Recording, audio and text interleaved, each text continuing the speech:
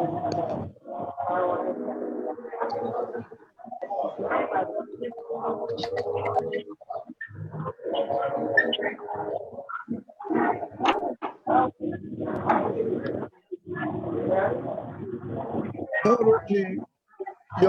background is a bit noisy. Is it possible to readjust your setting?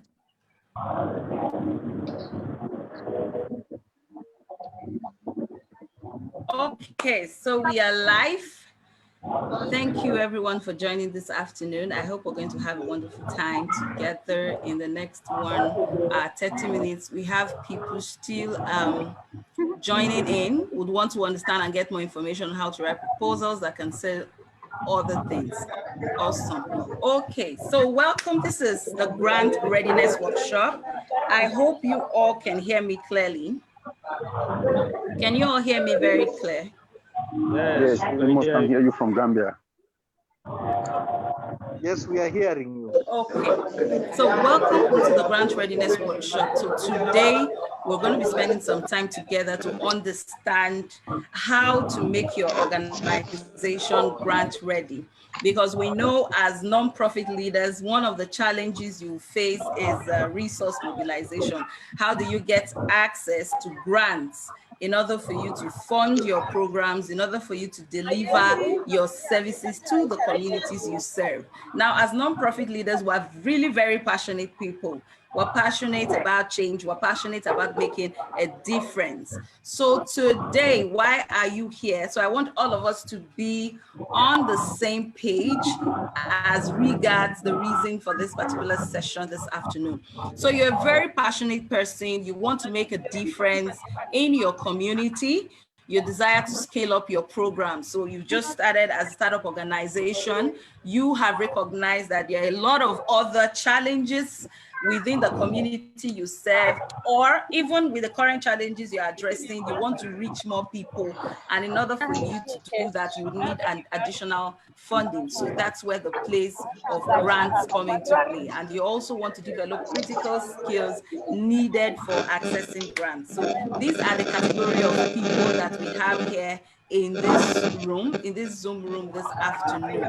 So quickly, what are the learning outcomes? What are we going to be taking away from this session? So in the next 1 hour or so, we're going to be looking at critical steps to make your organization grant ready.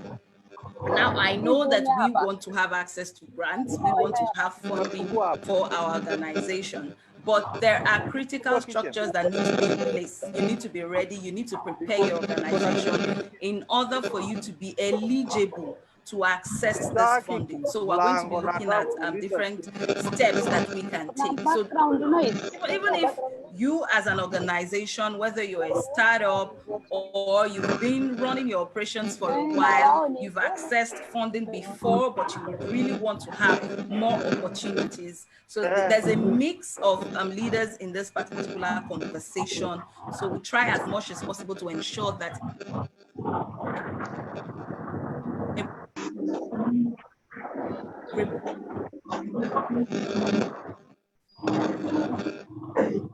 being included in the training today. Without something, and you would need to be able to demonstrate credibility. You need to be able to demonstrate grant worthiness to your funders before you can leverage on those opportunities. I'm hearing people saying that there's noise on the background. Can you all hear me clearly? We can hear you, but the noise is too much from the background. Hello, can someone unmute yourself? Let me hear, because I can't hear anything. We can hear you by the noise. There's a lot of noise at the background. There's a lot of noise, but we can hear you, yeah. Okay. So it interferes with our hearing you. Okay, so please, if your mic is open, kindly mute your mic so that people can hear me clearly. So quickly check your microphones. If they are open, quickly put them on mute so I'm not distracted. Because if I start muting everybody, we'll be wasting time and we'll lose the conversation. So please Participants, check your microphones and ensure that they are muted. If you like to join the conversation in terms of making a comment or asking a question, you can put your hands up and then mute your mic. So please, let's help each other out here so we can have a wonderful time together. So kindly ensure that your microphones are on mute, all right?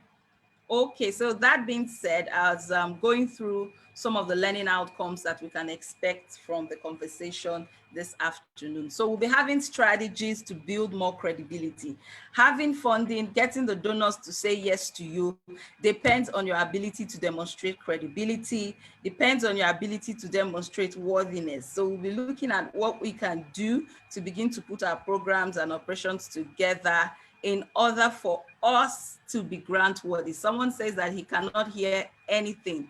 Can you hear me?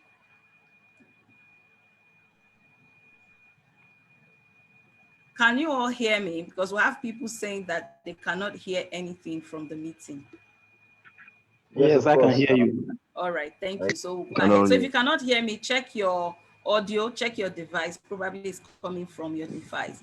And we're going to be getting. Yes, I can hear you from Banjul, Gambia. Okay, thank you very much. So we're going to be getting insights on grant writing, on the grant writing mastery course and how you can leverage on them. So quickly, what does it mean to be grant ready? Well, sometimes you may be curious to say, oh, grant readiness workshop, what are we talking about? What does it mean for us to be grant ready? Now, one thing I want us to realize, and this goes for those of us that may be at our startup growth stage, maybe your stage of growth as a nonprofit organization, you can be classified as a startup, meaning you've not accessed grants before.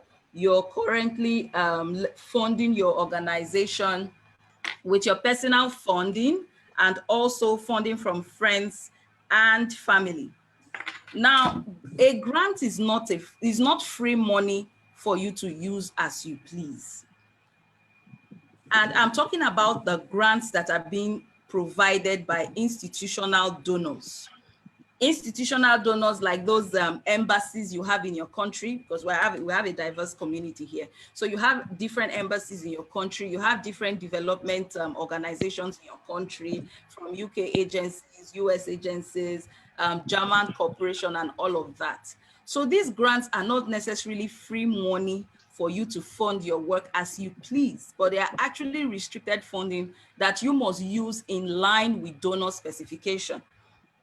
Because I've met a lot of people who feel that this money is free money just because you're not paying back. The fact that you're not paying it back does not mean that you can spend it as you please. The other veterans in here that have been working with donor funding for quite a while, they understand this clearly, that you must account for, to the last dollar, you're going to account for them, and you must show evidence of what you use those money for. So the grant is not a free money, but they are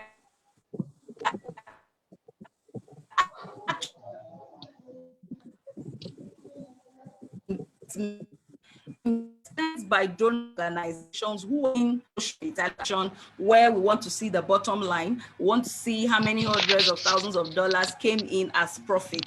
But in this case, the profit we're talking about is social profit, social impact.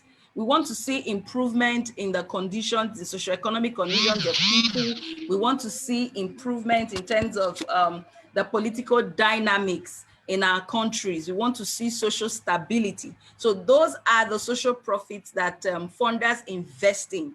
So before this investment can take place, you as a prospective recipient or as an organization that is aspiring to receive this level of support, you must be ready. This is all about ensuring that you have structured your operations, you have structured your organization, your programs in a way that makes you eligible to access this funding, and also your ability to demonstrate credibility.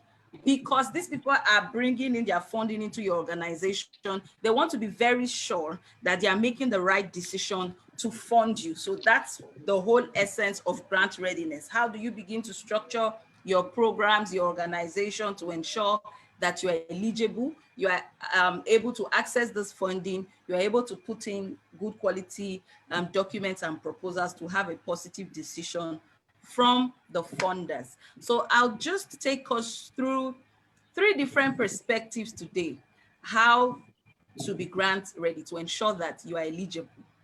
Now, for some of you that you've explored some call for proposals, you've seen some notification of funding opportunities like the ones I shared in the community. I think yesterday I shared about 5 to 6 links.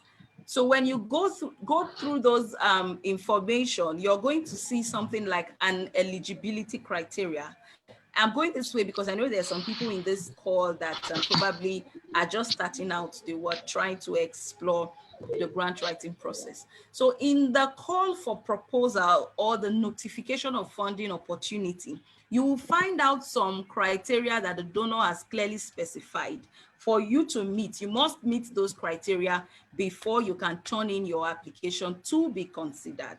So in that notification, in those criteria that have been set out to the donor, you must ensure that, yes, you have a good percentage of those criteria before you can access this opportunity. So the very first perspective of readiness is your program effectiveness. I talked about this when I shared some of the pop-up training videos, how you should ensure that your programs are aligned. Your programs are aligned to address critical problems. So during the introductions yesterday, I saw the amazing work that a lot of us are already doing. I saw some organizations that have a lot of program areas and all of that. So for you to be eligible, for you to be ready, to make sure that your organization is ready to leverage on these opportunities, you must ensure that your programs are effective. Effectiveness in the sense that you are contributing to solving problems for your communities. You are contributing to addressing critical issues. So it's not all about setting up your organization to do activities, to implement activities, to get busy. No, this is about addressing critical issues that are aligned with the SDGs. A lot of us here, I want to assume that we are all familiar with the Sustainable Development Goals. So all of the funding decisions being made by donors are all in line with contributing to the achievement of the global goals. So you need to assess your programs to ensure that whatever you are doing is aligned with contributing to our ability to achieve the global goals. So your programs should be in alignment, well-defined, impact-driven programs. So sometimes when we have opportunities to have conversations around the work we do, especially maybe you have gone for an event, you have gone for a networking event, and in that event, you had the opportunity to meet some donors, and you have the opportunity to put up a pitch. Most times, what I've seen is that some of us dwell on activities, and we'll be looking at that shortly when we want to look at some pitfalls to avoid while grant writing. We focus on the activities that we want to do. We focused on how we want to provide training opportunities to young people, how we want to provide livelihood opportunities to young people. Now, looking at program effectiveness is your ability to communicate to the donor or communicate to the funder the change. I mentioned this in some of the pop-up trainings release. The change, the impact. What would that improved situation look like after you have implemented your intervention? So it's just a different way of thinking around the work that we do to ensure that we're focused on the big picture here, to ensure that we're focusing all our efforts on creating real transformational experiences for our communities. All right, someone is saying that there's no sound. Is that applicable to everybody? No. Okay, so I you all can hear can you. hear me. All right, thank you. So if you cannot hear, please check your audio to ensure that you have signed in correctly. Okay, so that's about program effectiveness. The ability for your program to create results. It's all about results.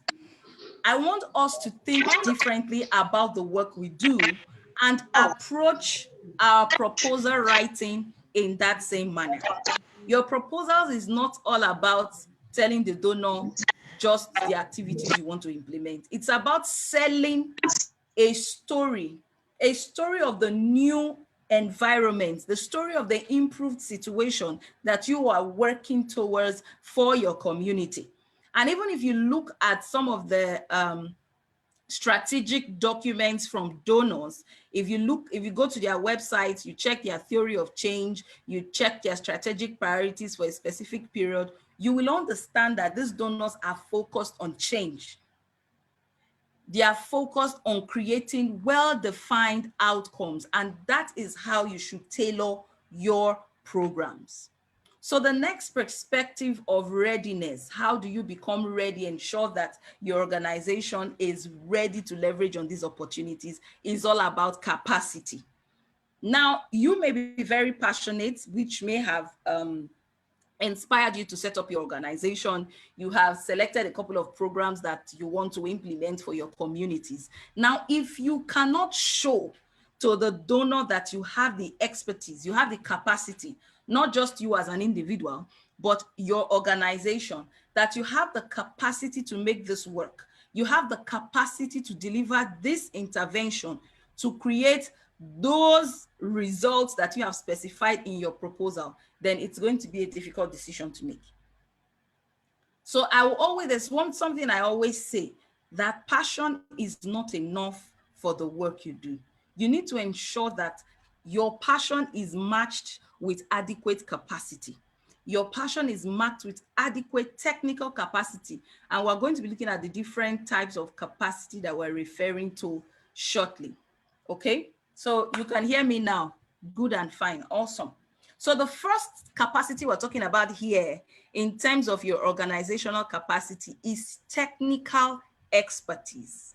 So a lot of you during the introductions, I see that you're doing a lot of work around livelihoods, trying to provide livelihood support, entrepreneurship, development skills to young people, to victims of domestic violence and all of that. Awesome programs that you have selected. But you need to ask yourself, do you have the technical expertise to develop and deploy programs in terms of improving the livelihood of these people? Now, entrepreneurship development is not all about getting young people together or women together to just learn a particular skill.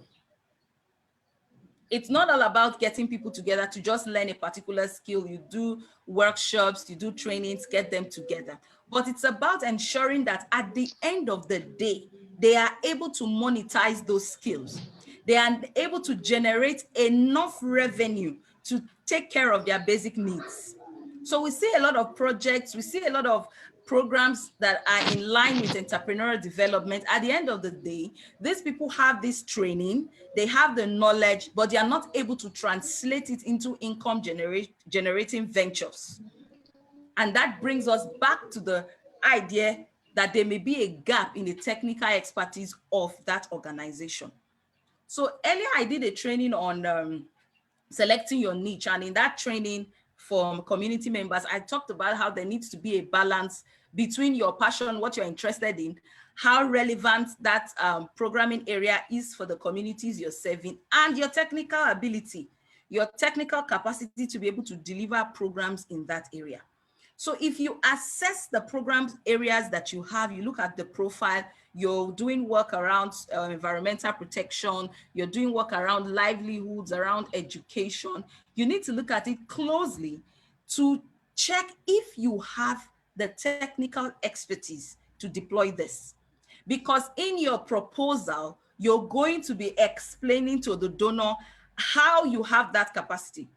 You're going to be explaining to the donor your experience in delivering interventions like this, similar projects like this. You're going to be explaining the different levels of results that you have been able to create so far for the communities you have worked with. You're going to be talking about the capacity of your team, their experiences, their qualifications, and their ability to be able to do this work. So it is not all about the fact that, yes, you have set up your organization, you're doing livelihood development. You should be able to show tangibly that you have technical expertise and experience. So in your startup phase, being grant ready, your startup phase is the period and the stage where you work towards creating results, tangible results that you can sell to the donor through your proposals. And the second thing about organizational capacity is your operational structure. Now, time and again, I've had a lot of conversations with some of us that are on this call, and we have found out that the organization is not structured. So clearly, if you have been actively exploring funding opportunities, you look at the notification of funding, you look at your call for proposal or the notification from the donor, you will find that there are some criteria, there are some documents that they would ask for. Especially maybe you've gotten the first stage of approval, you're trying to get into the due diligence phase. That's when they're asking for your operational policy, your organogram, your financials, and all of that. So again, getting ready to leverage on these funding opportunities to be able to scale your impact. The other aspect where you need to grow, where you need to be diligent and intentional about being ready, it's in terms of your operational structure, your operational system. Now, some of us were running our nonprofits as a one-man organization. In this, despite the fact that you have employees or you even have volunteers, all of the decisions, all of the transactions begin and end with you. So you want to procure items, you want to buy materials for a particular activity. You as the executive director, you're the one initiating the transaction, you're the one approving the transaction, you're the one going ahead to do the procurement. That is not acceptable, because at the end of the year, you will need to have audited financial reports to show to the donor. Most of the call for proposals that you see out there clearly shows that you need to have financial credibility. And one way to show that you have financial credibility is through your audited reports. So in your startup phase, you want to ensure that you are putting simple structures, simple operational systems in place, like policies. How do you do your procurement, or how do you manage your finances? How do you manage your team using your HR policies? So all of these components in terms of building the structure, ensuring that roles and responsibilities are well delineated. So we have volunteers. It is the same employee or volunteer that does procurement, programs, HR, and all of that.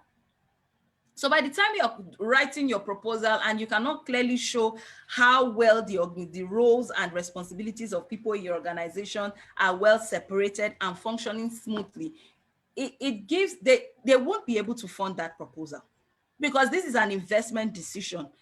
We need to begin to think from the perspective of the donor, so that we can prepare our organizations and make ourselves grant ready. So there are a lot of dynamics that go into the funding decisions from donors to ensure that we are being funded. Your responsibility as a nonprofit leader is to ask, what do I need to do? And you're taking critical steps, you're taking steps deliberately every day to ensure that you are putting all of these things in place. So if I do a little survey here, how many of us have audited financial reports from last year or the last 2 years? If you have one, you can just quickly drop a comment in the comment chat box and say whether you have one, yes or no. So these are requirements that you need to begin to take deliberate steps to ensure that you have operational policies, and not just these policies, you want to ensure that they are being implemented. So when the opportunity presents itself, you will not fall out at the due diligence phase.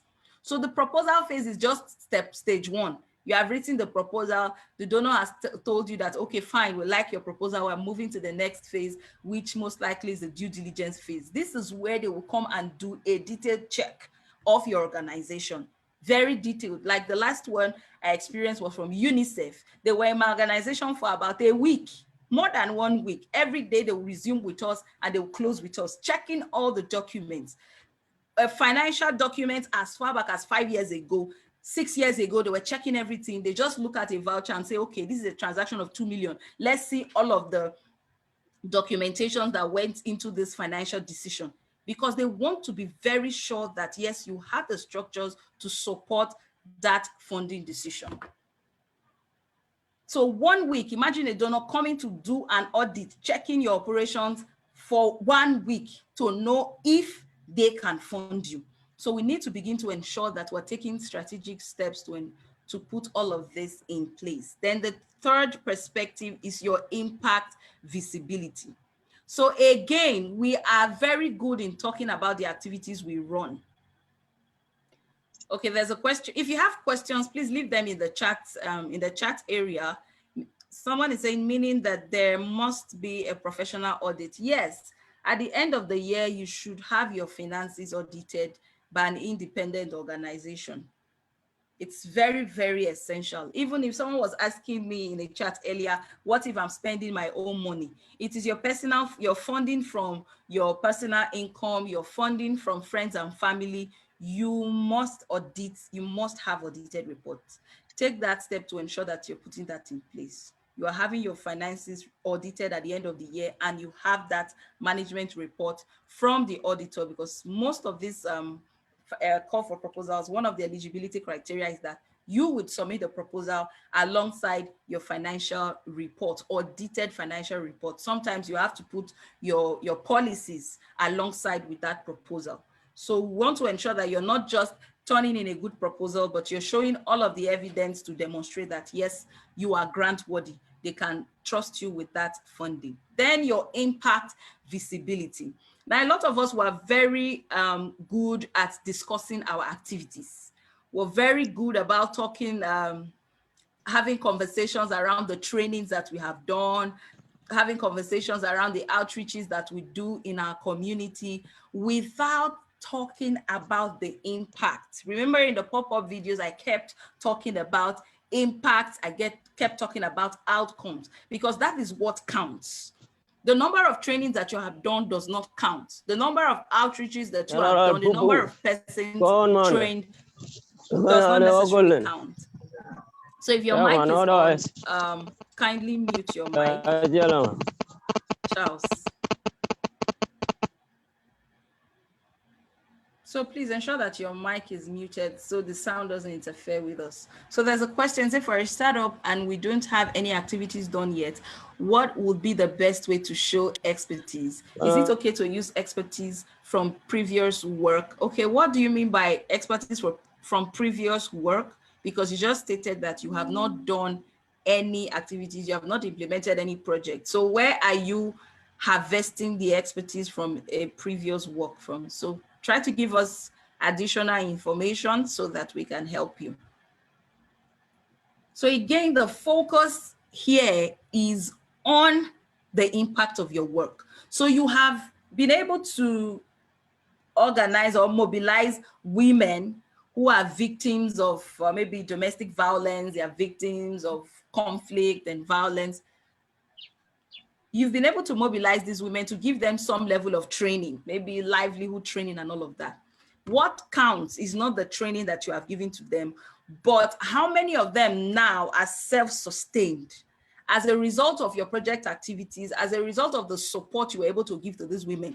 What you should be communicating to your donor here is the proportion of this population that you have been able to improve their economic situations or economic conditions. That is what counts. So this is just helping us rethink the way we do our work, so that your focus is not just on the activities, on the girls you want to mobilize and talk to through your seminars. No, what will change? What behavior changes are you intended to create? What changes in practices do you intend? What are those expected results? That's how I want us to begin to think around our programming, because that is what the donors want to see in your proposal. So earlier, most of us here in that group, I shared some of the experiences that I've had with grant writing, where I talked about the very first successful grant proposal that I wrote. I took out time, anytime I get a negative feedback from the donor, especially when I had not been, over time, I was not getting any positive feedback. I had to look at those proposals. While I was doing my trainings, while I was taking classes, trying to improve on the quality of my writing, I took out time to look at those proposals again to see where I was getting it wrong. And the most critical component that I was able to discover is a shift from focusing on activities in the proposals to focusing on results. When I started communicating clearly the impact of the work we wanted to do, when I started communicating clearly the change and the outcomes, instead of just saying we're going to train 100 women, we're going to mobilize 1,000 community people in town hall meetings, what are you communicating? Why? It's just to ask yourself why. I know we all start out, especially when you're starting your nonprofit organization, you're starting with activities. You're starting your organization with activities, but as you begin to grow and as you have the purpose or the desire to expand and work with institutional donors, you need to begin to do your programming differently to ensure that it is in line with what donors want to see. Okay, someone was talking about earlier, one of the questions asked was, you're just starting, you're a startup, you don't have activities done yet, if you can bring expertise from previous work. Now, as a leader of the organization, definitely you can bring expertise from your employment. Maybe you've been working in the last 15 years in a financial institution, and now you have set up your nonprofit in order to ensure that entrepreneurs, maybe young entrepreneurs, they have better financial skills so that they can take better financial decisions, grow their business, grow their revenue, and be self-reliant or self-sustaining. You want to improve the profitability of startup businesses in your community. So you can show, because that work experience is very relevant for bringing technical expertise into the work you want to do. Now, the expertise here is not only constrained to just you as the head of the organization or employees.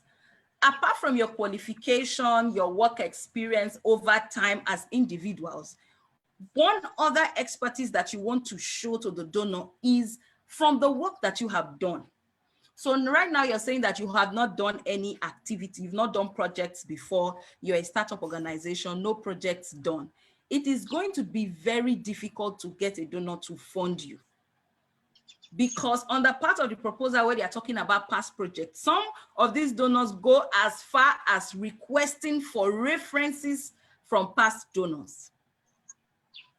So they're asking you that when you're submitting this proposal, we want to see, you have to submit 3 reference letters from the donors that have supported you before.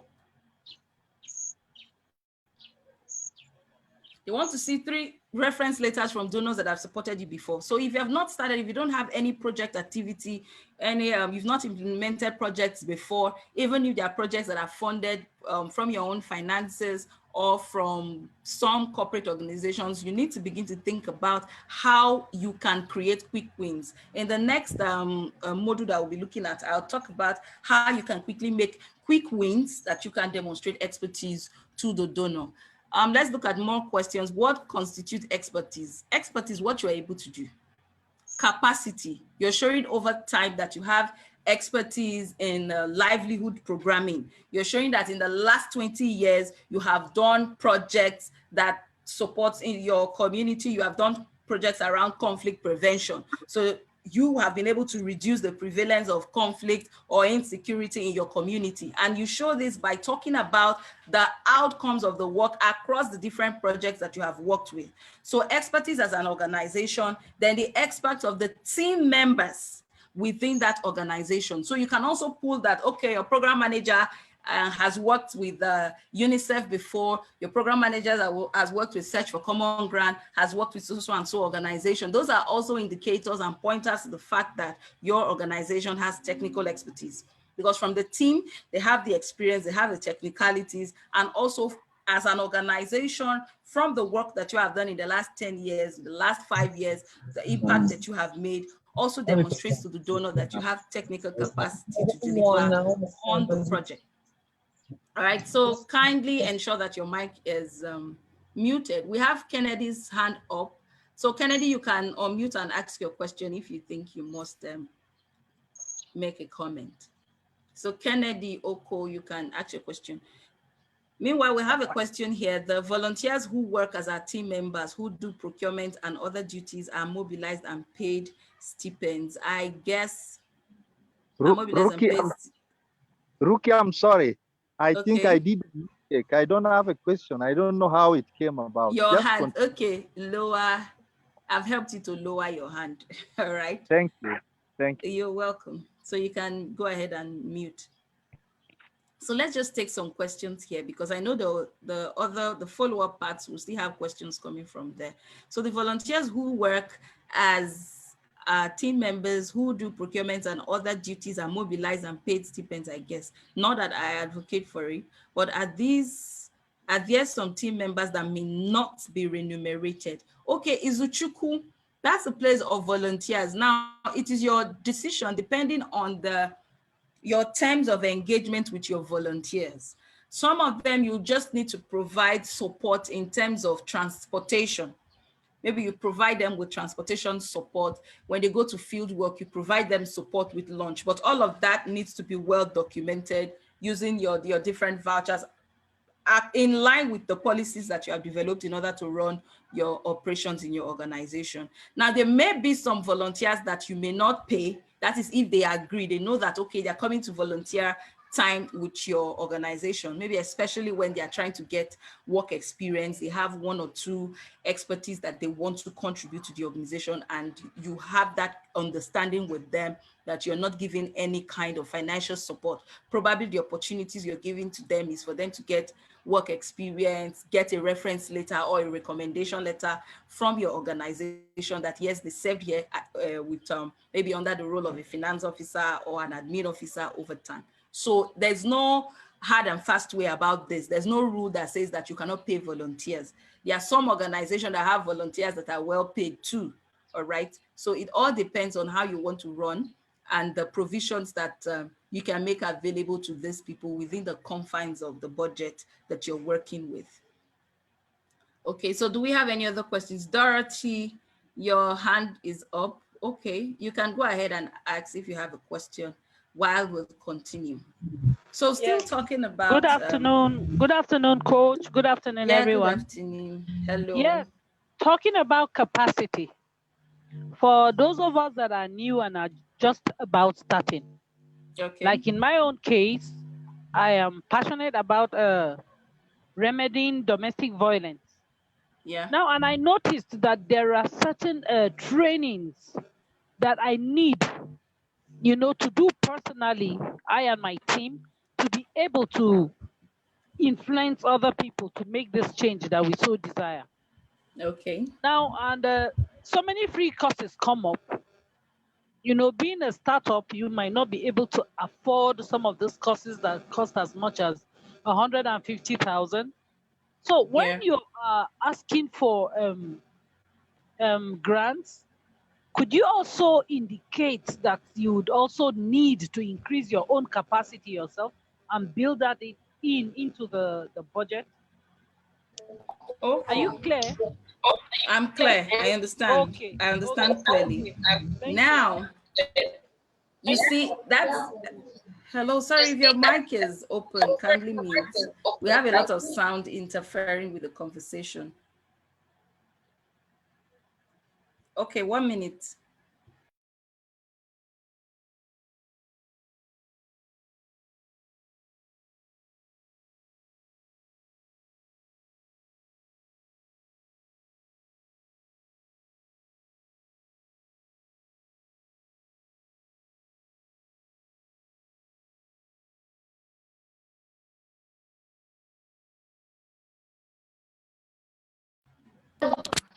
Okay, I just asked for power to be turned on. We don't need to turn on the generator.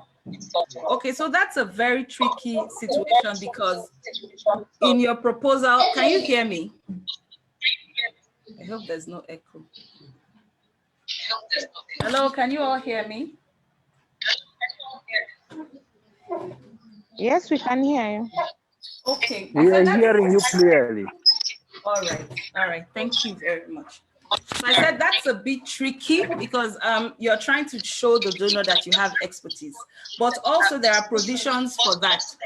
You'll see that there are some specific call for proposals that the donor will tell you about allowable costs and costs that are not allowable. So they understand that in order for you to deliver the project, in order for you to deliver those outcomes more effectively, there needs to be continuous learning and development for your team. So one of the things we enjoy in this sector as nonprofit is opportunities for training.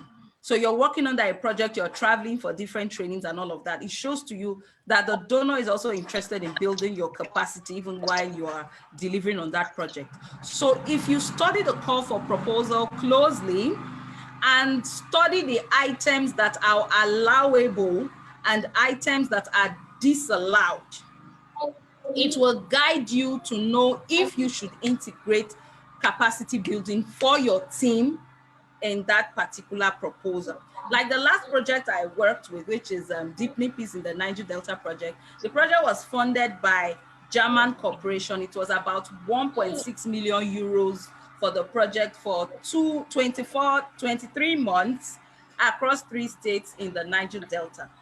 And we had a lot of opportunities for training. We brought in a lot of consultants. We brought in even some specialists from Kenya and some other countries in terms of media, conflict prevention and all of that. So we had a lot of training, transformative dialogue and all of those trainings because it was approved by the donor.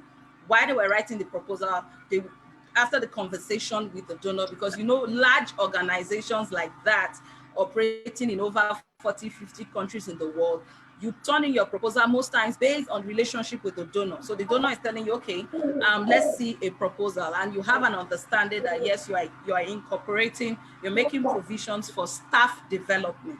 So you can do that. You ensure you look at the call for proposal and know what is allowable, because there's no one size fits all. Donors are different, funders are different, they all have their different aspirations. So you must look at the call for proposal closely to know what the donor will allow and what the donor would disallow. But please do not communicate as though you don't have the capacity. You are now asking them to make allowances for you to build your capacity. You're shooting yourself in the leg. So you should communicate in a way that, yes, you have expertise, you have technical capacity, but for you to ensure that there's continuity and improvement in the services that you're going to be delivering to these communities, you are making provisions for continuous staff development. Maybe every quarter you're going to be having a staff retreat, or you're going to be having those review meetings where you're going to have other partners, other expert organizations come support you and ensure that the capacity of the team is being strengthened also. So there's a way to communicate it. It looks like a strength and not really a weakness on the side of the organization. All of this comes with being able to communicate strategically. All right, so do we have any more questions? If you have more questions around this issue of technical capacity, especially when you are a startup, you could leave it in the chat area. Okay, so in terms of your impact visibility, Christine, your hand is up. Okay, you can go ahead and ask your question before we continue. Hello. Yes, I can hear you, Christine. Good afternoon. Yes, good afternoon. Okay, my organization it's new. I was asking for a startup. Hello, Christine, can you speak louder? You're sounding very faint. Sorry about that. Am I clear now? Not so clear. I don't know. Can every other person hear her loudly? Hello? Her voice is faint. Your voice is very faint, so it's not just but I me. can hear her. It's not just me. I was asking. Can you type the question in the chat area? I'm sorry, my gen is on, and my workstation is not too far from the generator, so that sound will interfere. So type it in the chat area. Type the question in the chat area, please, so that we can continue. Now, talking about your impact visibility. So it's all, look at this, while writing your proposal, look at this as it's a marketing process. It's a marketing and a sales process, because you want to sell your organization to the donor in order for them to fund you, in order for them to make that investment in the work you're doing. So one of the ways to do that is through your success stories. And there are components in that proposal where you have to talk about your past project, the past impact that you have made, the partners that you have worked with. Okay, so this is where you articulate and ensure that you are documenting your work. So I've seen a lot of startup organizations. Like, by startup, I mean, I'm not only talking about organizations that just started maybe this year or last year or 2 years ago. I consider you a startup if you've been working even for 10 years and you don't have a structure. You've been working for 10 years, there's no structure, I still consider you as a startup organization. All right. So you may have done amazing work. You have done a lot of projects, maybe self-funded, funded from friends and families. You can even talk about the impact of the work you're doing. Maybe verbally, you find yourself in meetings, in rooms where you want to have conversations around the impact of your work. But there is no document to show your impact. Talking about impact stories or your annual reports, there's no document to show. You don't have annual reports, you don't have a dossier of the success stories that you have. And these are indicators of your success or indicators of your credibility. So if these materials are not there, how do you tell this? Because you're not going to come in front of the donor physically to prove yourself, to defend yourself that you are a good funding destination. You show that through your proposal and the supporting documents that are being requested. Okay, so I have a couple of clients that I'm currently working on now to explore funding opportunities for them. And for the last 4 days, I've been asking one of those organizations for past reports, and nobody is able to come up with anything. And these people, they've done amazing work in the last 4 to 5 years, but there's no report to communicate the impact of your work. There's no report as evidence to show. No donor will just take your word for it verbally. You need to show them documented evidence showing human interest stories, analytics of the successful work that you have done, which will come in form of your project reports, maybe specific project reports or annual reports at the very barest minimum. In fact, for larger organizations, as you grow, you will see that you have activity reports, you have monthly reports, you have quarterly reports, you have project reports, you even have annual reports, which is a compendium of all that you have done in the year, a narrative compendium of all the work that you have done, the people you've reached, the impact that you have made, the change that has happened, the success story. So you cannot just be working, spending your money, spending the funding from friends, families, corporate organizations that are interested in the kind of work that you are doing, and you don't have any evidence, any document to show. And document is beyond your profile. This is not just about you, okay, I have a profile. No, you need to have both narrative reports and financial reports at the end of every year. Remember, this is grant readiness.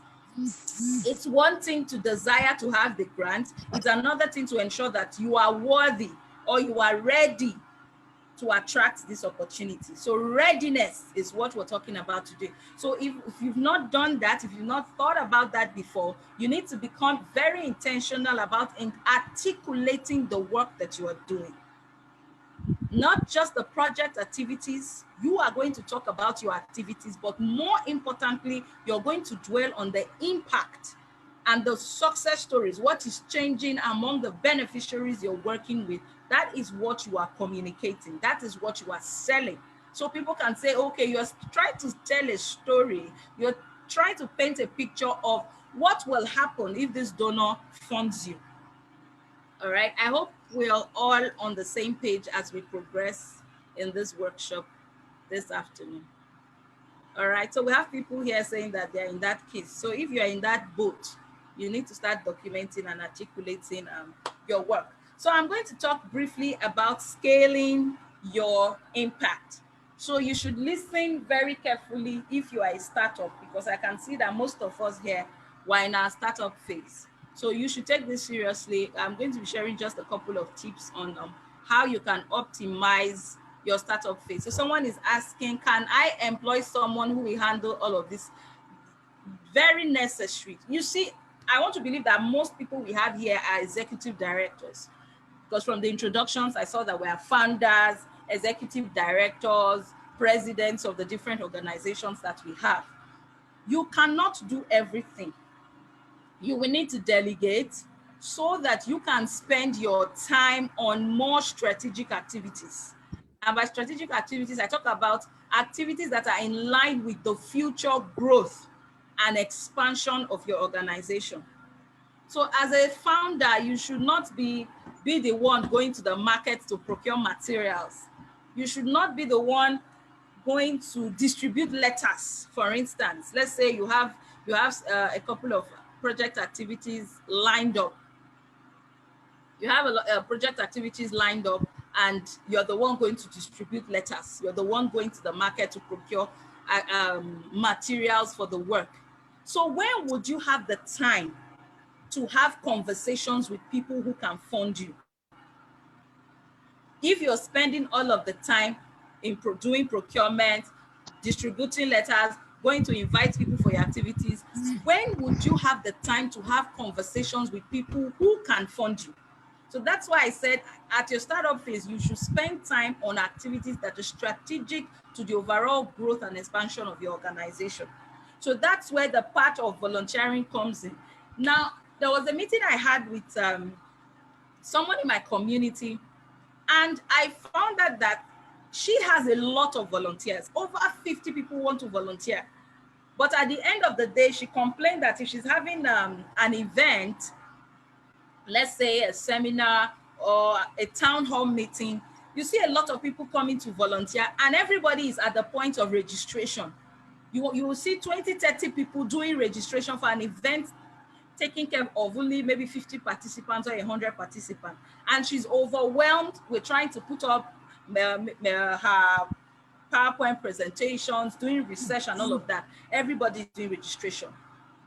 So when you have volunteers or you have staff, you want to ensure that these people, you are delegating activities, you're delegating responsibilities to them so that you can focus on more strategic activities that contribute to your growth.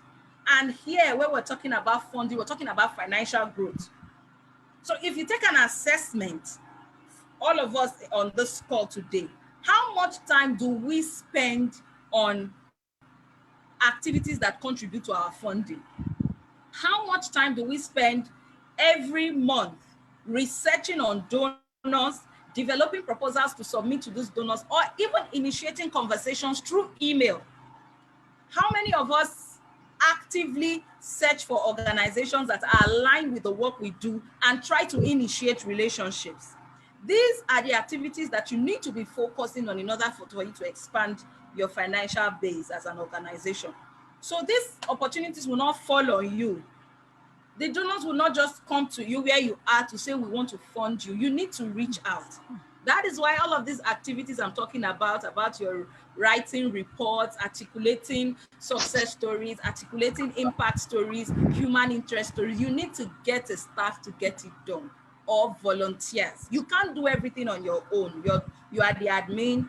I know at the start you're operating on a shoestring budget, but you need to ensure that the volunteers working with you, you are taking advantage of their expertise, because you don't just see these people that maybe they don't have skills.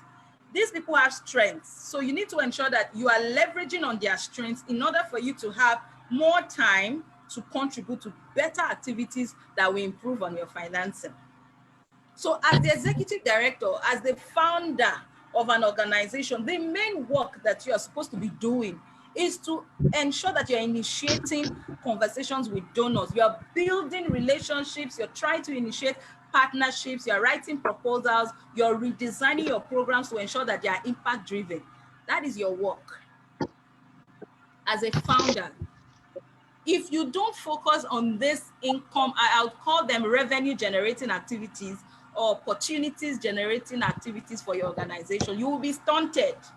You will be there 5 years, 8, 10 years, no opportunities, because you're not giving enough time You're not investing enough time to the activities that will grow your organization's chances of being funded. Okay, I hope we are clear on that. So please, even if we don't, I know it's challenging, the budget is tight, you are operating on a shoestring budget, but there are people who love what you do, who want to volunteer time. Ensure that you understand their expertise, their strengths, so that you can give them responsibility and free up time for you to focus on more revenue generating activities. How much time do you spend going to companies, having conversations with those directors to see how CSR partnerships can come into play? These opportunities will not come to you. You will be the one to create those opportunities for your organization.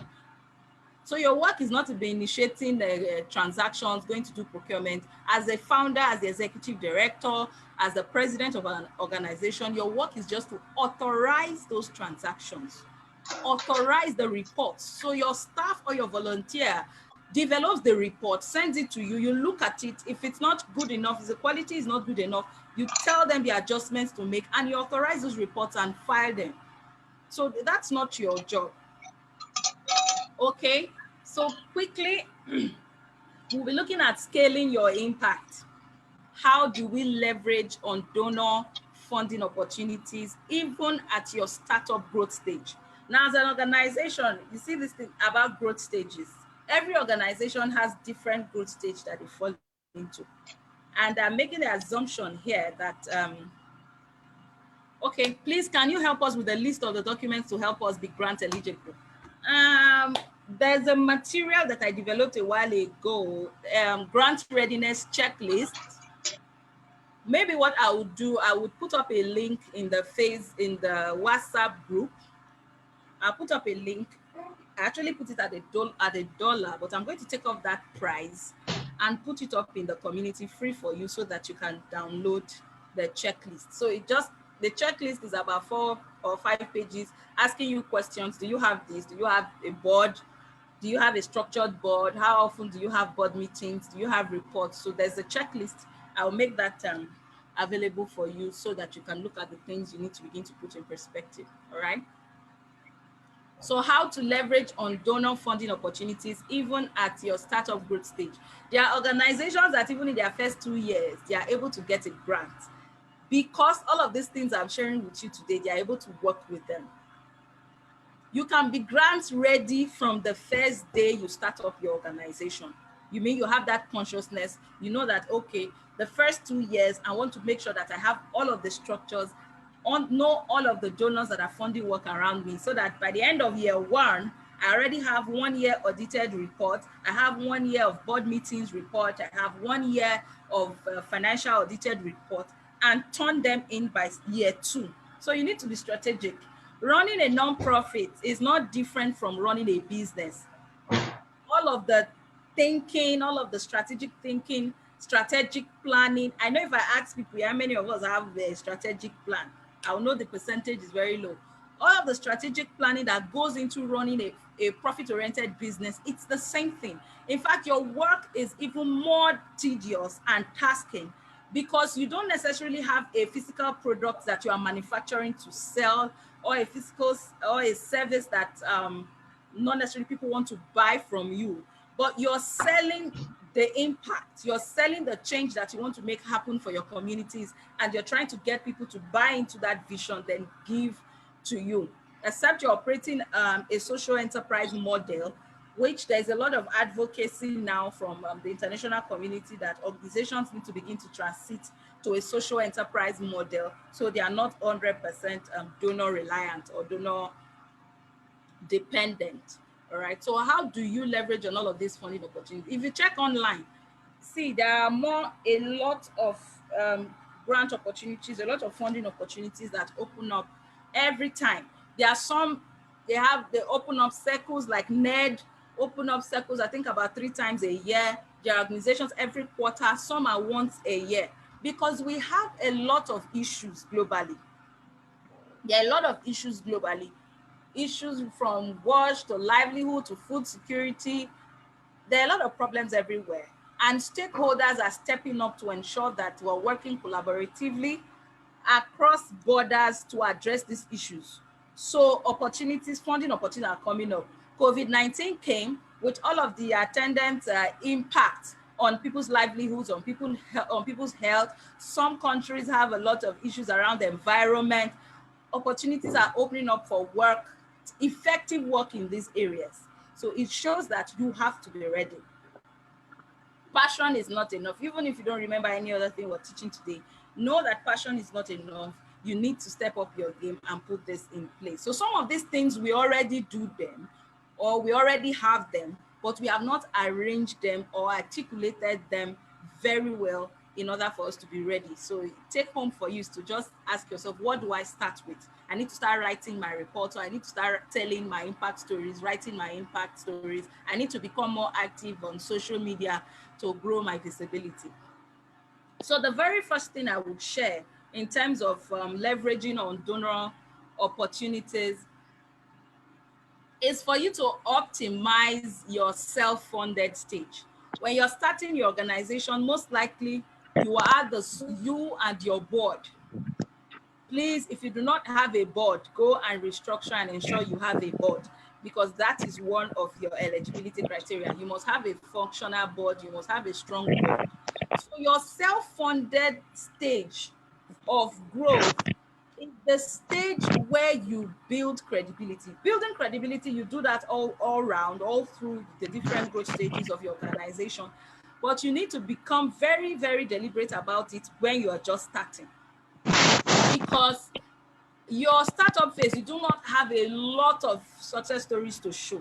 Like one of the organizations I worked with at the time, we noticed that most of the proposals that we were writing, at least we're getting good feedback on the proposals, because when we began to look at the history in the last 10 years, we saw that, okay, there were projects, we're running projects. Some of you, I don't know how you're able to mutilate my slide or my screen from your end. So we're having lots of projects, we're growing, we're experiencing growth. So we're getting better positive feedback from donors. As we're strengthening on our programs, we're working with diverse sets of institutional donors. It became easier for donors to give a yes to the proposal, because we are demonstrating credibility, we're able to demonstrate expertise. So you're looking at the team, you're seeing that a program coordinator has a master's degree in peace building. You're seeing that the program coordinator has been working in peace building in the last 7 to 8 years. You see that the executive director has a PhD from a school abroad. So it's easier to know that, okay, this organization is ready. A lot of donors have trusted them enough with good volume of financing in the past. It's easier for them to just select. That is why you will see that the bigger organizations keep getting these opportunities. That's because they have paid the price. They're able to show that they have credibility, they have expertise. So as a startup, it is the phase where you become very intentional about growing your credibility. It is the stage where you become intentional about growing your credibility and also expertise. Okay, so if your mic is on, I beg you, please mute the mic so we don't have your sound interfering with our session. All right. Okay, so we'll continue. Your startup phase is where you optimize it, and I will tell you quickly how you optimize that. I've already shared some ideas around that, but I'll just consolidate on that. So you are a startup, you're funding out of pocket, because I keep getting the question, I'm funding out of pocket. How do I now do an audited report? Please, as a startup, design your structure. And this is what I teach in one of my core programs, the grant attraction system. I have some members from there in this core. Your startup, design your structure. Even if you're just a team of 3 people, apart from your board, it's just you, the executive director, then you have 2 staff or 2 to 3 volunteers. Ensure that you structure it. You know that as the ED, most of your responsibility has to be authorization and all of that. Then you have a volunteer that is, saddled with the responsibility of programs, let's say mobilizing communities, all of that, implementing activities in the community. Then you have another volunteer that is actually in charge of operations, things like procurement and all of that. Ensure that you have delineated responsibilities for your volunteers and there's a structure around them. Then write simple policies. Policies are not just meant for large organizations. The day you start, it's even better for you to ensure that as you're going to incorporate your organization to become a legal entity, ensure that at the same time you're still writing your policies. You're writing simple personnel management policies, simple financial policies, simple procurement policies. These policies are just guide to action. How do we make decisions? How do we take financial decisions? How do we decide to buy something? That's just policy, guide to action. Policies don't have to be 100 pages long. You can have a simple procurement policy of 2 pages. In fact, I worked in an international organization that our financial policy was just 2 pages, a table of 2 pages signed by the country director. Procurement policy is the same thing. So these policies, sometimes we overcomplicate issues. We go and engage an expert, I don't know, and then the person will come up with a policy of 100 pages that we cannot even implement or have no bearing with the kind of operations we're running. So the policies do not have to be so complex. You can have a HR policy that is just 4 pages long or 5 pages, provided it captures all of the elements that are important for managing your staff, managing your human resource, consultants, volunteers, and all of that. Then your financial policy can be 3 pages. Critically, how do you take financial decisions if you want to procure? Same thing for procurement policy, but you should have the essentials. So there's no need getting a 50-page policy document that you will not implement. So just the way we are all passionate, most of the questions we're asking, I want to incorporate. Ensure that you are still thinking about how you would write your policies that you would implement, that will guide the day-to-day activities. Because these policies, at the end of the day, you see they are contributing to your credibility. Because by the time you're submitting these documents alongside with your proposals, the donors know that, okay, they have a structure. They have a structure. It's not that all of the decision begins and ends with one person. So think structuring. So can you hear me? Someone is saying that they can no longer hear anything from this session. So if you can hear me, quickly open your mic and tell me that you can hear me speak. Loud and clear. Thank you very much, Dorothy. So we'll I can continue. hear you Very from well. Nairobi. I can Amazing, hear amazing. you. I Good, can good, hear you. good. So quickly Go ahead. get the mics muted back. So check your audio. If you cannot hear me, check your audio, or you can leave the meeting and come back in. So most times when I'm in a class and I can no longer hear, I exit and come back in. All right. So optimize your self-funded stage. Ensure that you have your policies in place. Ensure that you have simple structures. A transaction should not begin and end with you. Start to do it now in your startup phase, so that at least at the end of the year, you can have financial statements. So it will amaze you when you become very deliberate about managing your finances. Financial management, it's not a big thing. It's just how you're managing your inflows and outflows. When you become very deliberate about these things, you will know that you've been underselling your organization. It will amaze you the volume of resources that you receive from family and friends. So you see, because they are just a friend will just give you $100, $2, $5, $10, $20. You don't document, they don't pay these things through your account. So you cannot really tell every quarter, okay, we've been able to receive $500 from our supporters. We've been able to receive 1,500. You cannot track. Anything you cannot measure or track, you can't really make decisions with those kind of information because you don't have data to work with. So even if it's at this time is your personal income, ensure it gets into the organization's account. Ensure it is documented, it is captured. It is captured, it is receipted, or you have vouchers that are showing that you have received this funding. From friends, family, you'll be surprised at the end of the year at the volume of funding that you have received because you were deliberate about documenting them. Then you can tell the donor, and you know what that does for you? By the time, because in the proposal, a component part of the proposal is that you talk about sustainability. Now the buzz within the sector is sustainability. Donors want to be sure that when I fund this project, after 2 to 3, when I fund this project, maybe the project is 2 years. At the end of 2 years, the donor wants to be sure that everything will not just die. So all of the things they'll be funding, everything just ceases, no more results, nothing. They go back to the community after 6 months and nobody even knows your name again or knows that you did one kind of intervention like that. So donors are very keen about sustainability, and there's a section like that in the proposal where you have to talk about your sustainability strategy. So in sustainability, there's one of the dimensions or one of the perspectives of sustainability is your financial sustainability.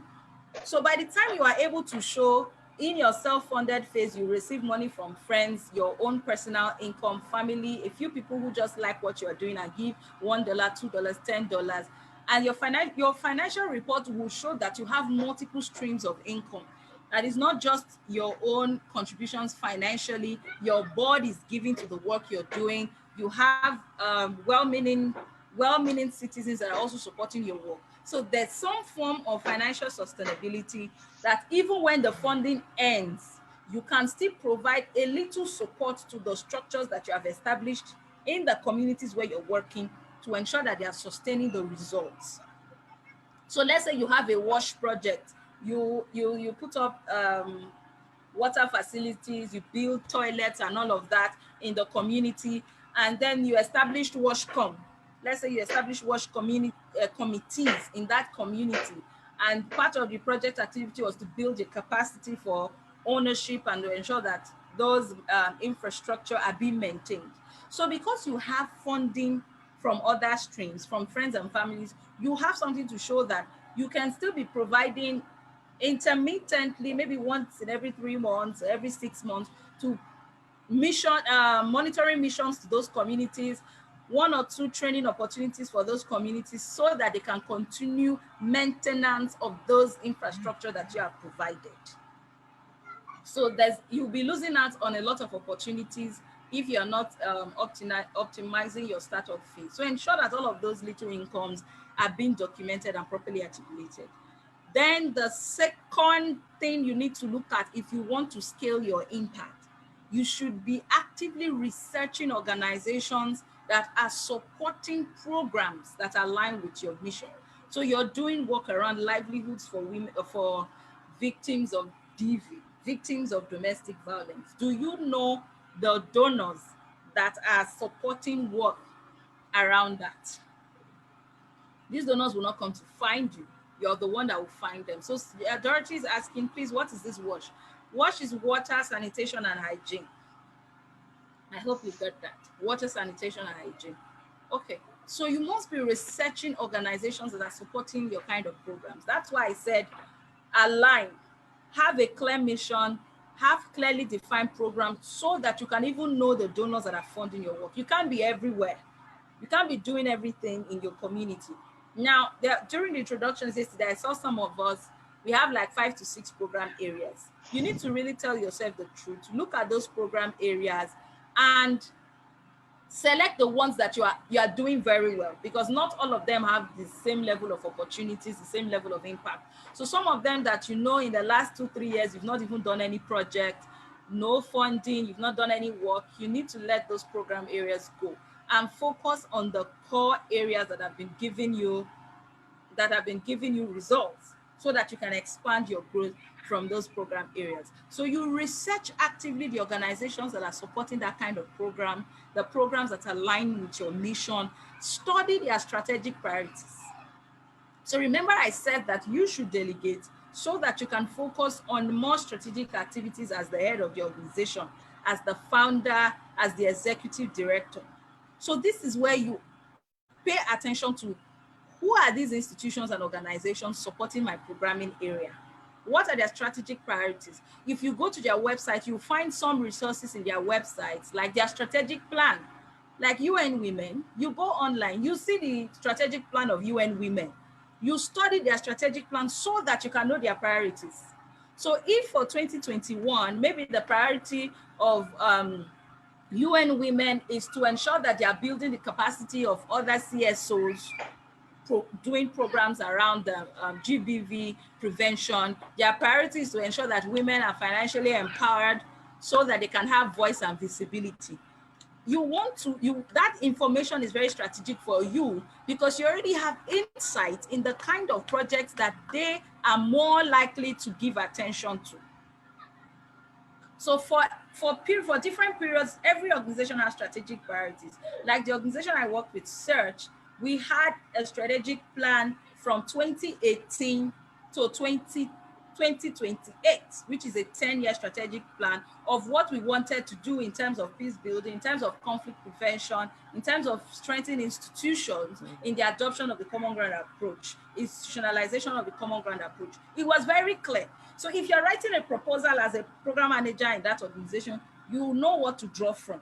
Then when we're researching other funders that are doing work, funding programming, conflict prevention programming, conflict mitigation programming, we know exactly what to look out for. So actively research donors that are funding work in line with what you're doing. Look out for their strategic priorities. Look out for their grant circles. Not that you want to submit an unsolicited proposal. These organizations have grant circles. Some of them, they open at specific times of the year. Some organizations have a structured grant circle whereby sometimes they can tell you March, April is when they receive proposal. They give you feedback by June. They make their funding decisions by September, just like that. It is your responsibility to do all of these, to look at all of this. Just search donor organizations funding GPV prevention, donor organization funding livelihood, funding work around building capacity of smallholder farmers, and look at their strategic plan to see if it is in alignment with where you want to go. You know that if it's aligned, when you do a quality proposal, you have better opportunities. So you're trying to ensure that you are leveraging on the best opportunities out there, that they are in line with the work you're doing. Study their grant circle, study their eligibility criteria. So I've seen there was a time that someone sent me a call for proposal, and I was just smiling because I knew the person did not read the eligibility criteria. If you had read the eligibility criteria, you won't be asking me if you should apply. A donor is telling you that one of the eligibility criteria is that on the average, in the last 3 years, you should have been getting $300,000 revenue every year. $300,000 minimum for you to apply for this funding. Then you as an organization that you have not seen $5,000 for 1 year, you're asking me if you should apply for that. That's because you did not study the call for proposal. These people want to fund very large organizations, scalable programs. Imagine telling you minimum in the last 3 years, every year you have an average revenue of $300,000. Your own is $10,000. You should know that you need to focus. There are other opportunities out there that have the threshold that is in line with what you have. So you study the call for, that's where the place of research comes into play. So you channel your efforts more strategically. Then the third perspective is for you to develop grant writing skills and actively submit quality proposals to donors. That is where the funding is. The funding is in the proposal, especially when you want to work with institutional donors. If you are doing crowdfunding, good and fine. Even if you want to work with corporate organizations, the conversation will still end with send me a proposal. Even if you have friends who are country directors in the international organizations, donor organizations, you have relationships, you have people in your network you want to leverage on, the conversation will end in send me a proposal. So you have to build grant writing skills, develop grant writing skills, and actively submit quality proposals to your donors. I've been sharing a lot of insights on how you can improve your proposal, and all of these are from the experiences I had. Like I shared in that story, it's a long period of continuous failed proposals before I was able to understand how it works and the story changed. So it's not, even if you don't have to write a proposal, like I always tell people, nobody was born with a specific skill. Nobody came into this world as a medical doctor or came into this world as a lawyer. We all learned the skills, we all built the capacities, built the experience over time through the process of time and platform. So whatever you want to learn, whatever skill you want to learn, it's just for you to ask questions. Where can I learn this skill? Who can teach me this skill? What do I need to do to learn it? And put in the work and learn it. So as a head of the organization, one of the most critical skills you need to have is grant writing. And one of the reasons is this: you are as a startup, you're operating on a very slim budget, and you may not necessarily have the resources to hire a consultant who is a grant writer, except maybe you are well resourced. You want to invest a lot of money into your nonprofit because it's your legacy project, it's your legacy program to give back to society. So because you're running your company and all that, you don't have the time to do that. So you can get consultants, you can just hire the team of people to do your work. But if you are operating on a very shoestring budget, most of the things you need to do, you would need to do them in-house. You need to ensure that you're building those competencies in-house. So you might not have $500 to pay a grant writer for one proposal. You may not have $300 to pay a grant writer for proposal. So why not invest a little portion of that money, learn it, and write all the proposals you want yourself? Because if you really want to keep up, on a minimum, every month you should be submitting like 4 proposals. One of the sign-ups in one of my programs, Grant Attraction System, last year the organization submitted over 30 proposals last year. None of them scaled.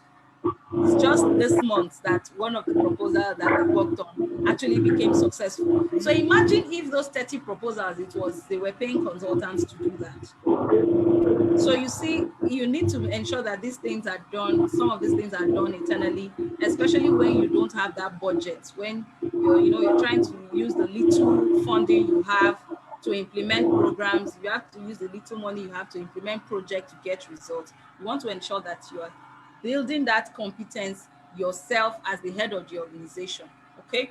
So I'm going to share, we're closely coming to the end of the program.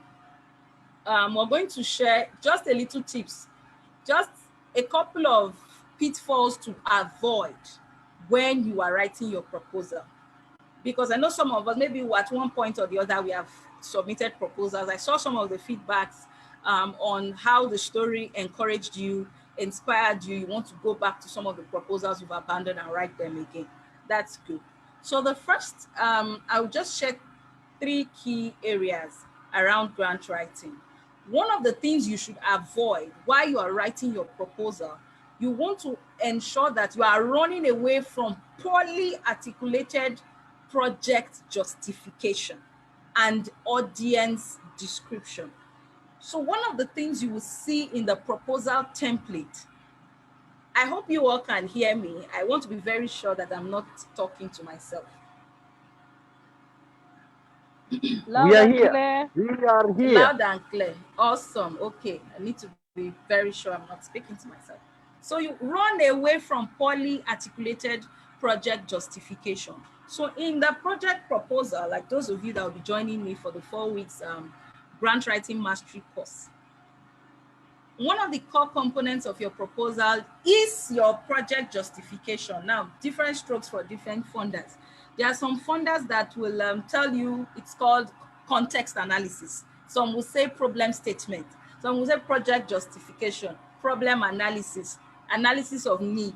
Whatever that donor calls it, it means the same thing. It's just you being able to answer the question why that project should come to life, why that project should be funded. That is your project justification. I was having a chat with someone some days ago, and I asked that justification of our project. By the time we did back and forth and drilling, I knew she was beginning to see the light of what she needed to do. So ensure you're running away from poorly articulated justification. Tell a very strong story. So what is the question you asked, Ernest? Please, what is the question you asked? I can't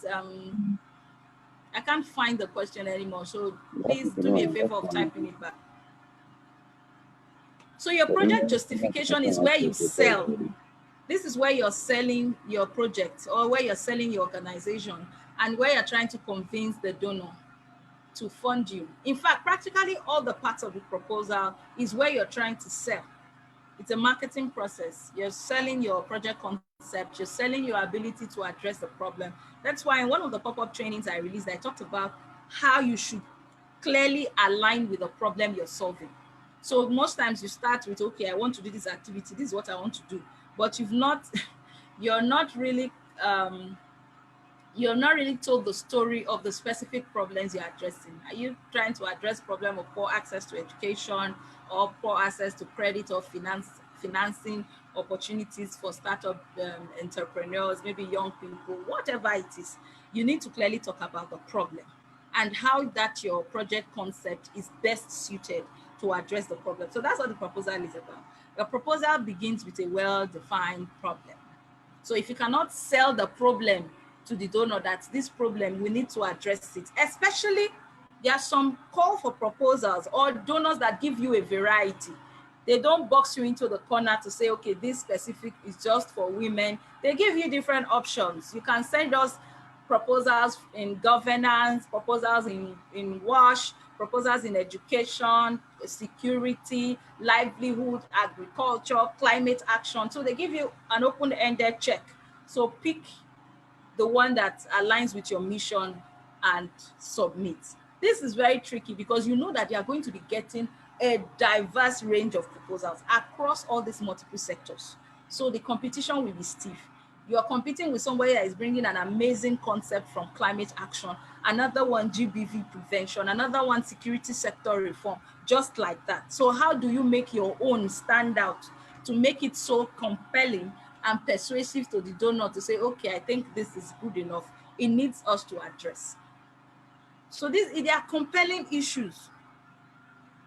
Proposals are in response to compelling issues that should be addressed urgently. So how do you build that urgency? So it depends on how you articulate the project justification. And like I shared, there are 3 parts to this. You need to talk about the problem, and you need to paint a compelling story of how people are being impacted by the problem.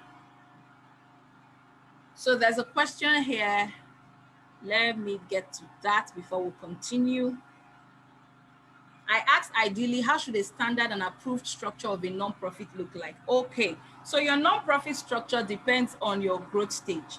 The structure that an international organization will have, or even a local CBO that have been in operations for about 20 to 30 years, will be quite different from you that is a startup. But there are 2 critical perspectives of your organization that must be well delineated. You must have a board. That one is sure. You have a functional board or trustee.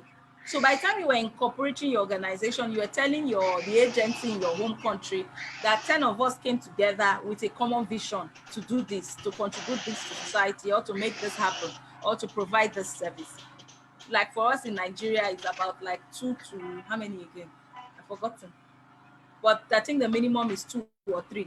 So you must have a functional board of trustee, or whatever it is called in your country. You must have a trustee. So that's your governance structure. So you must have a governance structure.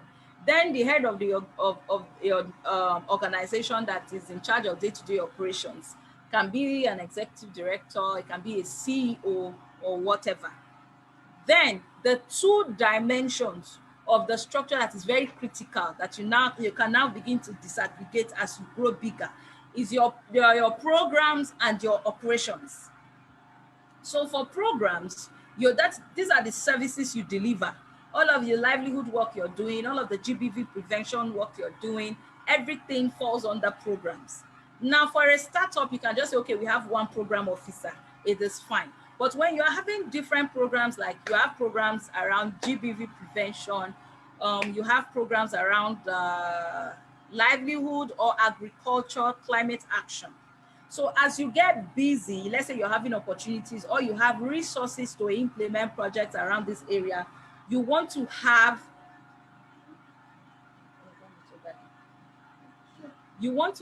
program officers that have specific competencies. Maybe even if you're a startup, you don't have so much money, at least the person should have experience, if not even practical experience, theoretical experience. So you're doing work on environment, please hire someone that studied that kind of course.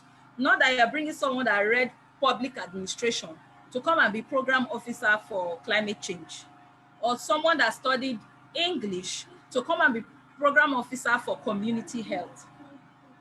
Go and tell you that to give it to you. So you're bringing someone that studied English and literature as program officer for community health, and you're doing work around community health. You're delivering interventions around tuberculosis, and HIV or COVID-19, someone that studied English and literature. So you want to ensure that there's that alignment all the way. So depending on the budget available to you, the size of your organization, at least ensure that responsibilities are delineated along programs and administration, are delineated across programs and administration. Please don't have one staff that is doing admin work, the staff is the accountant, the staff is the program officer. I know because we don't have a steep budget, we tend to do that, but that's where the place of volunteering comes into play. Ensure that you're using your volunteers effectively. Then the second question, there's another question here. What is an impact of this training? As an example, how can you document funds from cash donations and mobile transfer? The impact of this training now, by the time we're getting in depth into the grant writing course, is a 4-week course. There are specific tools we use for project design. And if you remember, somebody asked that question in the group, I talked about output, outcome, and impact. So for me, I belong to the school of thought where it's results-based thinking or result-driven thinking, not activity-based thinking.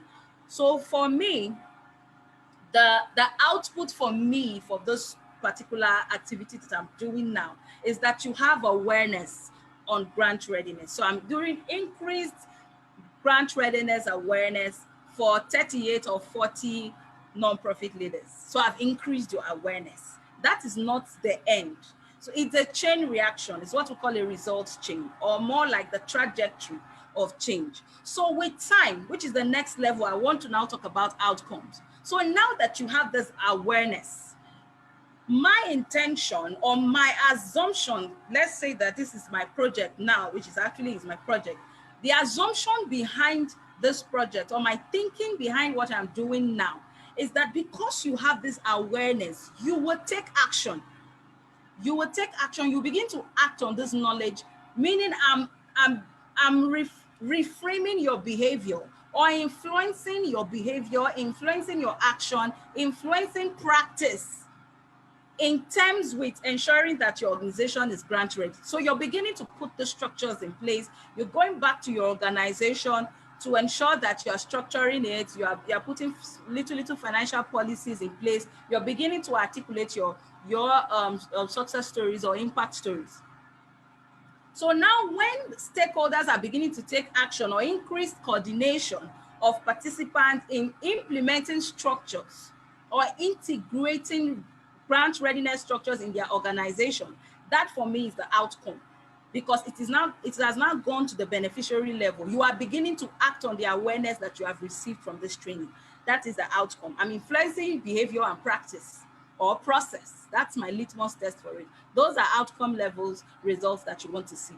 Then impact, meaning over time, because now that you are aware of all of this, you have awareness of this knowledge or of this information, you're beginning to take action. You're beginning to influence your behavior, to change your behavior and your practice. Now that you have put all the structures in place, you have built your capacity, you have gone ahead to build competence in grant writing, you've written proposals. Over time, it's going to increase the resources that you have available for your programs. So the impact for me now will be the increased access to financial opportunities for nonprofit leaders here, or your increased revenue for your organization. So at the end of the day, you see the trajectory, how change happens. So we'll have the output, we'll have the outcome, then you now have the impact. So for me, by the time I'm looking at it, I say, okay, people took this specific course, like I ran a masterclass for grant writing in March, and I had to redesign it because I looked at, I don't want to go into all of the details of that program, but I had well-defined expectations. And when I noticed immediately that things were not moving in the direction of my expectation as fast as I wanted to be, I went back to redesign the program. I redesigned it into an opportunity whereby people are in an environment to implement and write for me to see.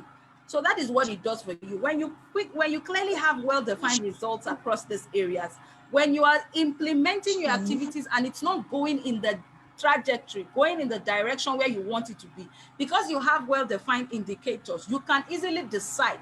You can make programming decisions, create better programming options, and ensure that you are getting results. Not that you just be going, implementing activities, you're not seeing the results that you need to see because you don't even know what they look like. So at the end of the project, you are now looking for success story. There's no success story. Okay. So there's a question, is it a serious requirement for an organization to have a physical office? Where there is none, is it a turn off for donors? Would it seem unprofessional for an organization members to hold meetings only once in a long time? And neutral venues will say Zoom. Okay, so lifetimes are changing. The reason for a physical operation is this. It's just like, for instance, you want to invest money, you want to do an investment, and then the investment bank is telling you that they're operating virtually.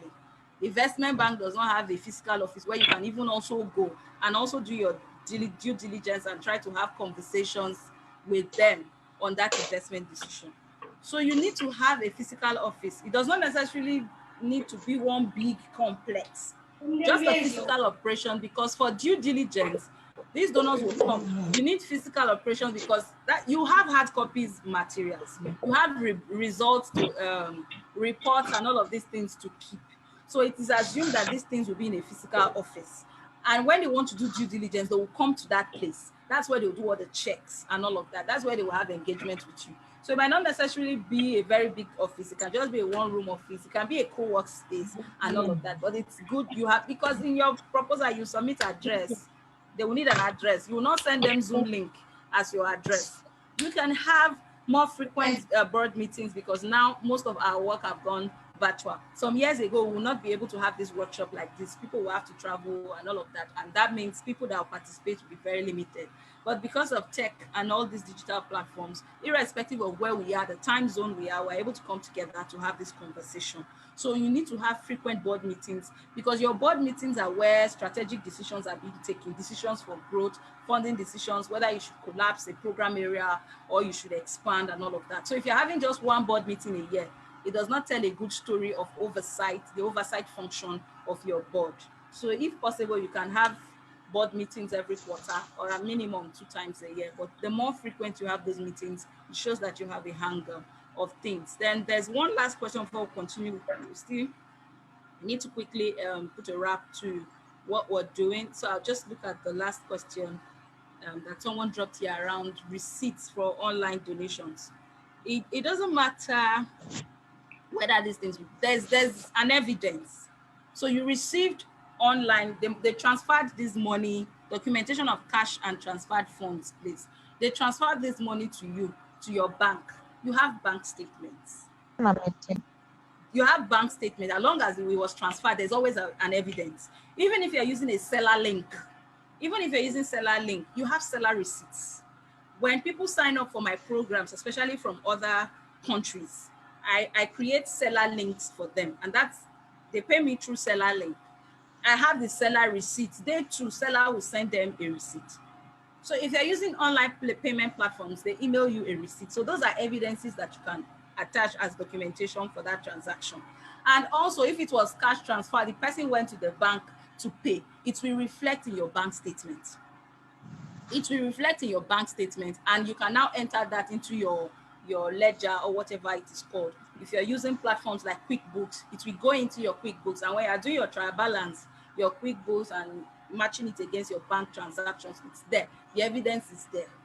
So there's no one special thing. If there are bank transfers, the evidence is there in your bank statement. You can write the voucher to that effect, because there are some tools that you will need to execute.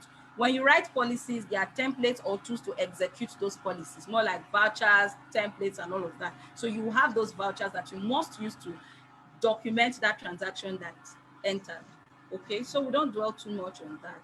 So we've talked about the articulating your justification and describing your audience. Sometimes we look at proposal and the donor cannot understand who you even intend to support with this project, because you're not clearly talking about the audience needs. You're not describing the experiences of these people. You're not talking about how they've been impacted. You're not talking about the root causes of these issues. Those are kind of information that should be going into your project justification. Then another pitfall to avoid, if you've been following me for a while and following my content, I say this every time. Please shift and focus on results. Results-based project design. A lot of us are still stuck in the web of activity-based project design, okay? So for a startup organization, what do we need to do to stand out when we're searching for funds, considering we don't have any references from any donors? Your success story. No matter the little work you have done, sell that change, sell the success you have. All right. I'll dwell more on that, but I just want to ensure that all the things content I've planned is being delivered in this session. So move from activity-based project design. One of the pitfalls you should avoid is activity-based project design. Because your project is made up of, by the time you're writing a proposal, depending on the donor, they will tell you if it's overall project goal, objectives, expected results, or output. Depending on the donor, you will know if you're using terminologies like impact, outcomes, outputs, and your activities, and then, of course, your input. This is what we call the project log frame, or logical framework, or logic model, or results framework, depending on the school of thought you belong, or the donor that you're writing the proposal to. So I still see some people writing an objective that looks like an activity. So by the time you're doing that, you're writing your results. I won't even call those ones results. You're writing your proposal, and the objective that you are communicating, you're saying, you're talking about to provide training. For instance, to provide training, you're talking about an activity now. That's not a result. That's not an objective. Please, must an organization be registered with SCUMO before it can operate or receive funding? For the where we are now, yes, you must be registered with SCUMO. The organizations I worked with before, I will call it in those days, because when they registered and got bank accounts were like 20 years ago, 20 something years ago, there was no need for SCUMO. Just with the incorporation certificate, you can get an account. But now, by the time you register with CAC, this is peculiar to Nigerians. By the time you register with CAC, you cannot go and open an account, especially when you're a non-profit. You must register with SCUMO to get that certificate, that anti-laundry wanting certificate from SCUMO. You see the EFCC logo there. You must tender that at the bank before you'll be able to open an account. If you open an account without SCUMO, peradventure they give you the account number, you don't have SCUMO, any money that goes into that account will be on lockdown. That money will be locked down. You will the money will enter the account, but you will not be able to make any drawing. So what is the need? That you have an account, people donate to the account, you cannot withdraw the money to fund your operations. So SCUMO, you need it, and have a conversation with your lawyer or the person doing your CSC registration. So shift from activity-based project. Let your work communicate clearly the results that you want to achieve, outcomes. I know it will take us time, but the more you are able to acclimatize to this new way of thinking, the better the quality of your proposals. And some donors will go as detailed as giving you examples of the objectives. If the donor is kind, if there are donors that want you to succeed, they will sometimes they will even give you guidance notes. They will give you guidance notes. I think there's a UK agency. By the time you download the documents for the call for proposal, there are guidance notes explaining all of these things. What is an objective? What is an outcome? All of these things are what they want to see. All right. So the third pitfall for you to avoid is weak M&E framework and sustainability strategy. So to improve the quality of your proposal, you must have a strong M&E framework. The M&E framework is the performance management tool. How would you manage the performance of the project? How would you know that the project is delivering on the outcomes that you want to deliver? And also your sustainability strategy. I talked about financial sustainability. So these are three very big pitfalls that you want to avoid. By the time you're writing your proposal and everything is going into activity-based, you already know that there's a problem. Or your M&E, your indicators in your M&E framework are very weak. You're only talking about your reach, number of people you want to reach, number of training you want to deliver, the number of whatever, sanitary towels you want to distribute. You're just talking about outputs, You're not talking about how these things are going to influence any change or improvement in the situation of your community members. So these are areas that you really need to strengthen. And with time, as you write more proposals, you get better at it. So I know when we're onboarding, because I know I invited us for this particular workshop, the grants readiness workshop, you'd see that it's actually a reception class for this particular program, the grant writing mastery course. So I had earlier offered this as a master class. I have seen some people here who were in that master class, 2 days master class, where we taught like this for 2 days. But I had to readjust it because I wanted it to be more impact driven. So then it was just a 2 days masterclass that I taught, people participated, got the knowledge, got the class recordings, the materials I gave to them, and everybody went home. But to me, I want to provide an environment for implementation. So this is not one of those programs, just like today now, we have come for this workshop, we'll close and we go. No, the grant writing mastery course, it is not one of those programs that you now attend, come do train, you will go. Every step of the module, as I'm training you, 1 minute, let me take this.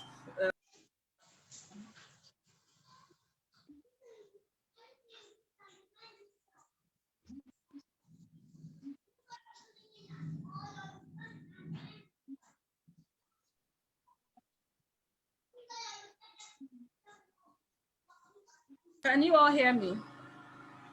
Yes. The lesson teacher is at the gate. Yes, we can hear you. All Yes, right. I can hear you. So this is not one of those Loud and programs clear. where you now take training, load you with knowledge, we go.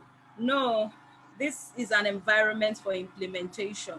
So it's see me, see you. After the training, I'll explain how the modules work. So let's say module 1, we'll talk about understanding funders' interest and the context analysis, where you now build the justification for your project. When we are done after that training, you are going back to go and do it. So I'm going to give all the participants, everybody signing up to that program, this particular course, I'm going to give you a call for proposal. I'm going to give you the proposal template, the budget template. We'll use one specific open call for proposal. Maybe I'll use one from last year or so, but it's going to be a real donor call for proposal and the templates. So when we do the training on understanding the donor's interest, project problem analysis and project justification, everybody is going back to go and execute. So you're going back to do your analysis, you're going back to write your context analysis, write your project justification, and you would come and present it in the co-work session. So by the time I'm sharing the calendar, you'll see it. So it's training and co-work.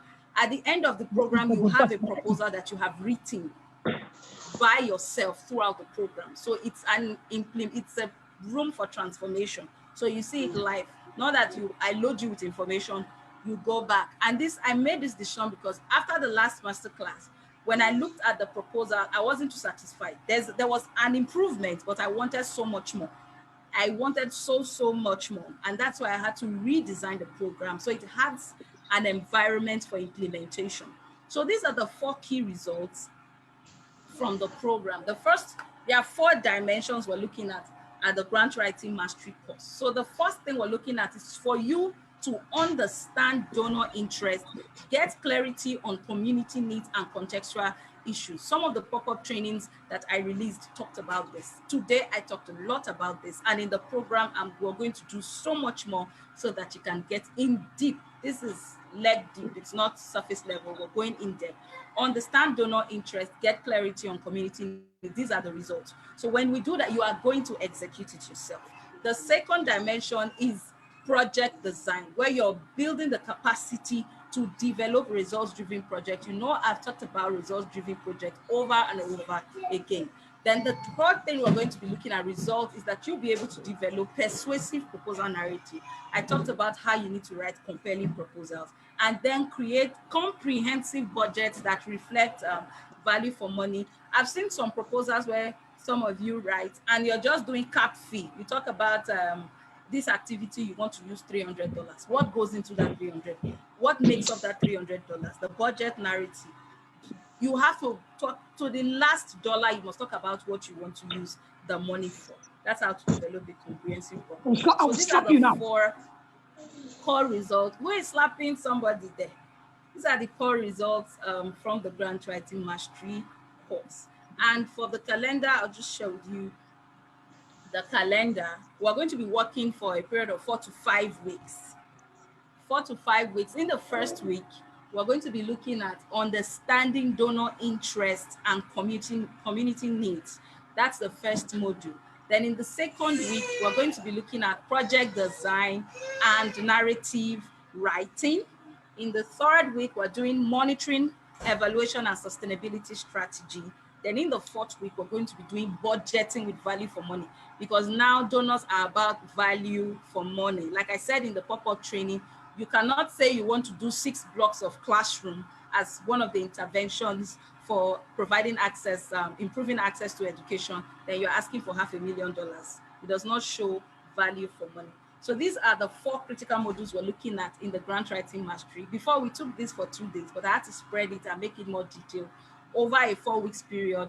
Then the final week, which is week 5, is to provide support. So if you need, you have additional questions, even after all the co-work session and all of that, we still have 1 more week to give that support. So from the screen, you can see co-work. So tentatively, I'm picking Fridays for the training. So on Fridays, we're going to be having the training. 4 Fridays, week 1 on Friday. So after the training on Friday, on Tuesday, we're going to have a co-work session. So you take your classes on Friday. On Tuesday, we're coming to the session, the Zoom room. I'm going to make the settings in such a way that wherever you are, you can present your screen and you would look at what you have done, because you have the template, you have the call for proposal, you have the proposal templates. You will go and write that part of the proposal with the training you have received. You go and do your context analysis. You go and write out everything that the donor is asking for with what you have learned. You extract all the donor interest, you do your community needs assessment, your problem analysis, and you will write the project justification or the context analysis, depending on the templates that I'll provide. I'll just pick a fair template from some of the call for proposals I have and use that as the model for the training.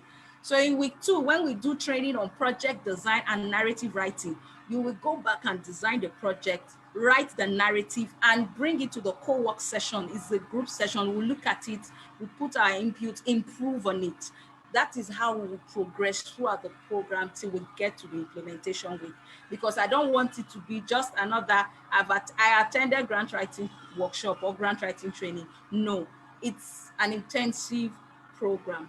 And these are the 4 different levels of access to it. Some of you that are in the grants attraction system, you know that there are different access levels. So no matter the budget that you're operating with, you can have a kind of support for you. So the first level of support is the basic access. So if you're signing up for the basic access, you have access to just the online course.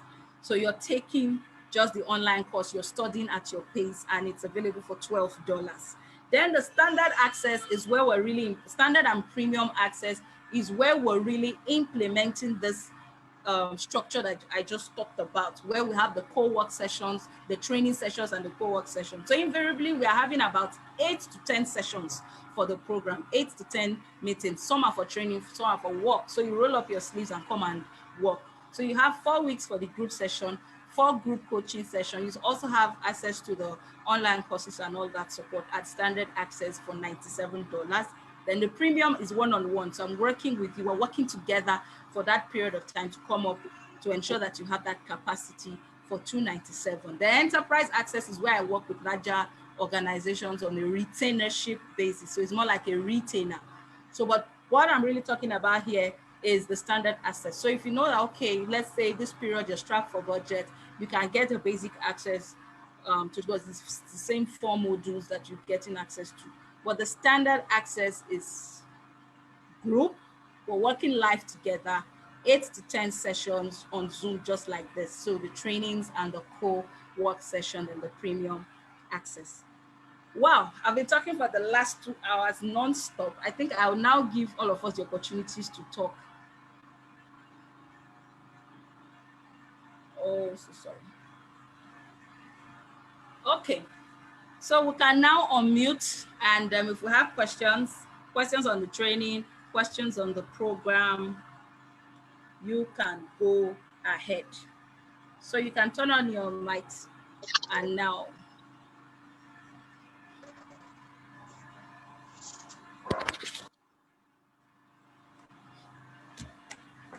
So let's hear the questions. All the comments, you have questions from the training. You have questions from the training so far. We can go ahead and ask them. I have a small just clarification that I wanted you to help me with. In the last presentation, Okay. my name is Kennedy. I want to say my name is Kennedy. I'm a senior pastor in a local church in Nairobi, and Can I'm you also speak louder, because I can barely hear you. Remember, my generator is on. sorry. I'm saying that my name is Reverend Ken. I'm from Nairobi. Okay, And Reverend Ken. Hi, sir. yes, and I will just go straight to the issue. In the last presentation, you gave a Yes. quadrant. In the quadrant, there was something like on the grant writing Okay, mastery let me course. open it. Is it this one? Yes, and I Okay, was so able to catch the three, but I couldn't get the last one. So that was my point. can you see it now so that you can get it? I'm not seeing it yet. The quadrant I've popped up. This is the quadrant showing now on my screen. Where is it? So can you see the information that you're talking about?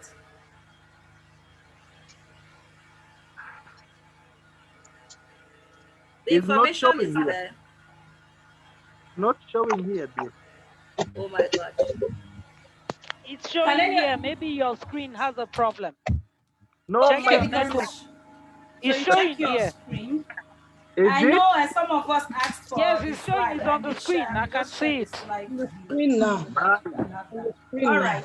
So let's ask the question. I've been talking. I'm trying to. My baby is up, so I'm trying to make her food so that they can feed her. So that's why you can no longer see my face. But my ear is open. I want to have your questions. Okay, I can see it now.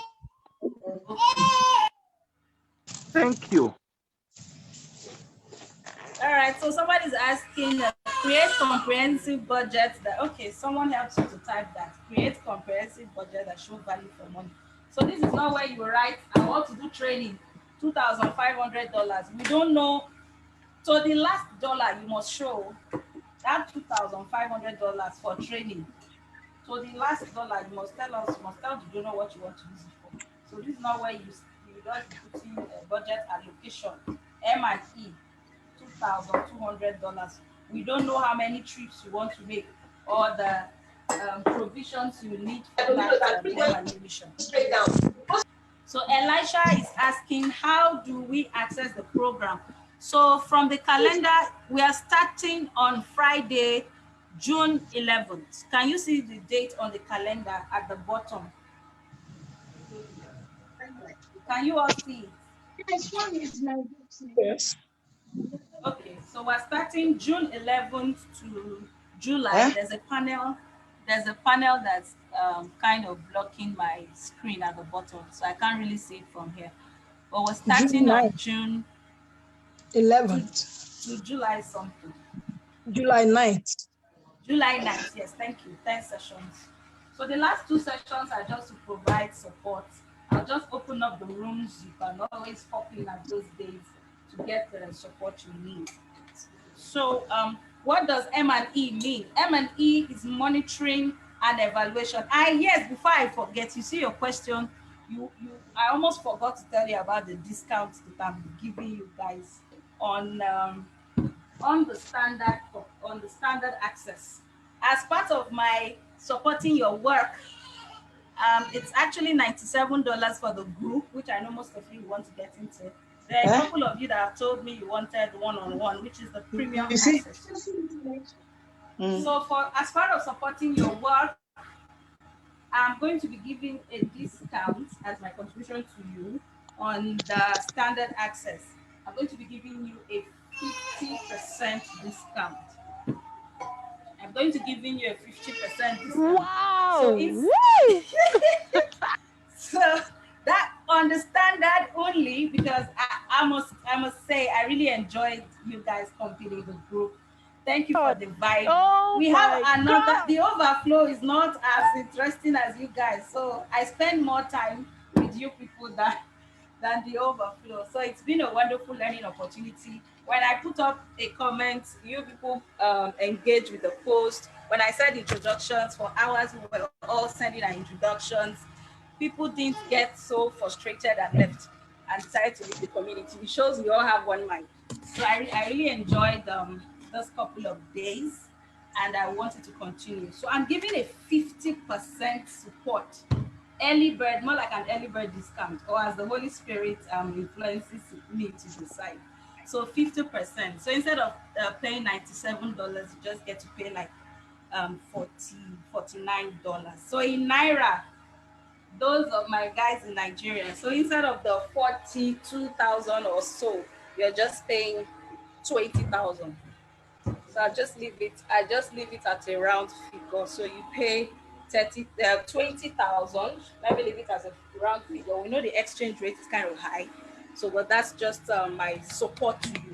So 20,000 for the 5 weeks. If you are in Nigeria where you're doing a transfer, I would rather you do a transfer because if you use seller link, that means you're going to pay charges and all of that.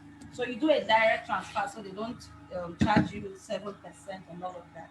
Then outside there in dollars, yes, there's a seller link. The seller link will automatically convert the amount to your currency. So if you're in Kenya, it's going to show as Kenya shillings. If you're in the US, it's going to show as US dollars. If you're in the UK, it's going to show as pounds. If you're in Ghana, it will show as cedis.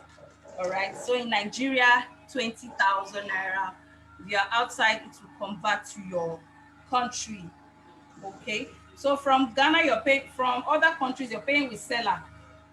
Like I said already, I've been receiving my monies from clients using seller link from other countries. Okay, so there was noise around me when someone screamed excitedly. What did you miss?